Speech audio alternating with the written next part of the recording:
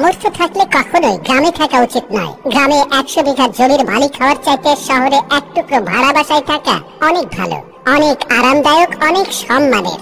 গ্রামে স্থায়ীভাবে বসবাস করাটাকে কোন সূচকে এগিয়ে রাখা যায়? আসলে এখানে বেশিরভাগ মানুষ এতটাই টক্সিক যে তারা নিজেদের ব্যক্তিগত জীবনের চাইতে আপনার জীবন নিয়ে বেশি চিন্তিত।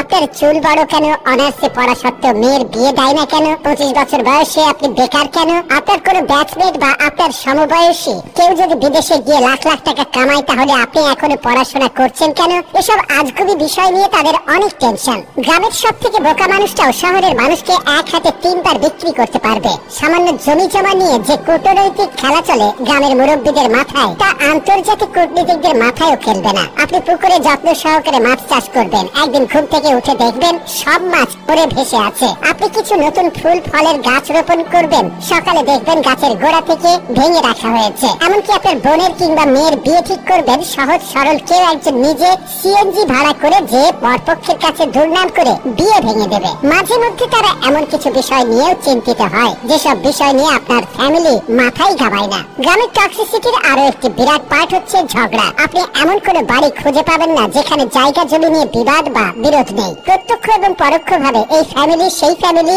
একজন আরেকজনের সাথে ঝগড়ায় লেগেই থাকে। 1 ইঞ্চি জায়গা জমি নিয়ে মামলা মোকদ্দমা শ্লীল ভাষায় গেলে মাথা ফাটে চলতেই থাকে হর হামেশাই। এইজন ওইজনের নামে গোপনে প্যাঁচ লাগিয়ে ঝগড়া বাঁধিয়ে দেওয়া, কাউকে পছন্দ না হলে তাকে নিয়ে গ্রামের জনে জনে কুৎসা রটনা করা, এমনকি বিবাহের প্রস্তাব আসলেও গোপনে প্যাঁচ লাগিয়ে দেওয়া যেন গ্রামের মানুষের নিত্যদিনের কাজ। গ্রামের বেশিরভাগ মানুষ এতটা অজ্ঞ যে তারা সফটওয়্যার ইঞ্জিনিয়ার বোঝে না, ইলেকট্রিক্যাল ইঞ্জিনিয়ার বোঝে না, এমনকি এমবিবিএস ডাক্তার মানেও তারা বোঝে না। তাদের কাছে সরকারি চাকরি মানেই পুলিশ হোক সে কনস্টেবল, আর্মি হোক সে সৈনিক, পিয়ন কিংবা প্রাইমারি স্কুলের শিক্ষক, এগুলোই তাদের কাছে সরকারি চাকরির মানদণ্ড।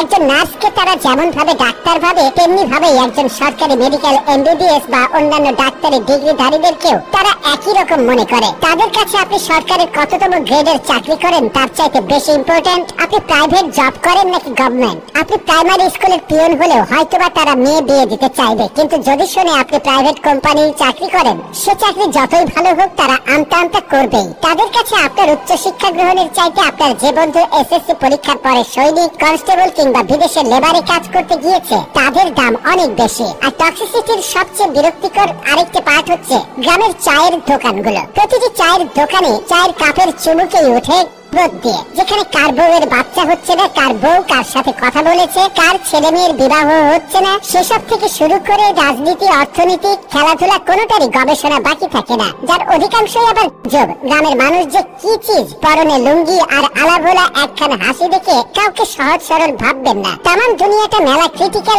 ডিপ ফোকাস না করলে টেরই পাবেন না। এত সবের মাঝেও আপনার গ্রামে কিছু শুভাকাঙ্ক্ষী থাকে যারা আপনাকে বোঝার চেষ্টা করে, যারা অন্যের জীবন নিয়ে এতটা আগ্রহী বা উৎসাহী নয়। তারা মানে যে উচ্চশিক্ষা গ্রহণের চাইতে বিদেশ চলে যাওয়া কিংবা কোনো কাজে লেগে পড়া কখনো বেটার অপশন নয়। যারা কিনা চায়ের কাপে মিথ্যা গুজবের ধোঁয়া ওঠায় না, তাদেরকে স্যালুট। তারা আজীবন সম্মান প্রাপ্য। কথাগুলো বলার উদ্দেশ্য কাউকে তিক্ততার মধ্যে ফেলা বা কাউকে কষ্ট দেওয়া নয়। সবাই ভালো থাকবেন, ধন্যবাদ।